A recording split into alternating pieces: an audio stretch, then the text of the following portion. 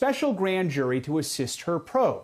Fulton County DA Fani Willis says that some key witnesses won't testify unless they're forced by a subpoena.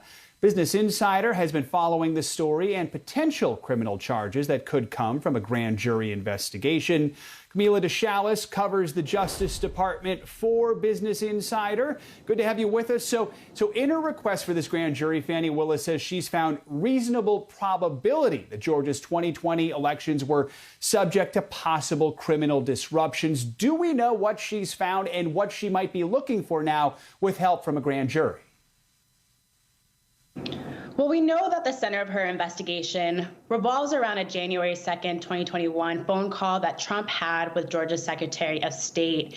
And in that call, it's where he allegedly pressured the election official to find more votes to overturn the election result in that state. Now, so that is the center of the investigation. But what's really notable is that with her power to have a special jury, is that it will give her the agency to issue out subpoenas, to obtain documents that she couldn't get before, and compel witnesses to testify. And those are two crucial components that will really ramp up the investigation and get her closer to making a decision of whether she should formally charge the former president, Donald Trump.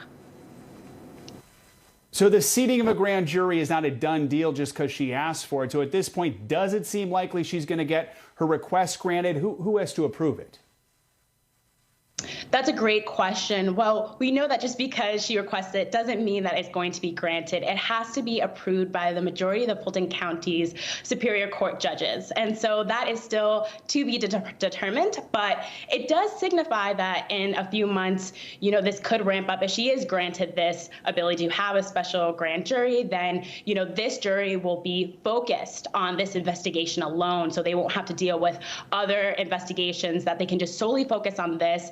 And it will really make it quicker for her to make a decision on, whether to formally go forward with pressing charges. I mean, it's really interesting to note that there are several active investigations into the former president, but legal experts and sources I talked to say that out of all of them, this one is the strongest in Atlanta, just given the amount of evidence that she has. And she's expressed in the past few months of frustration, the lack of cooperation among election officials that are not willing to testify. So if she has the ability to have this special grand jury and has the ability to start issuing out subpoenas, then it will really ramp up this investigation. So this is a really big turning point for the investigation since she announced it back in February that she was going to start investigating former President Donald Trump.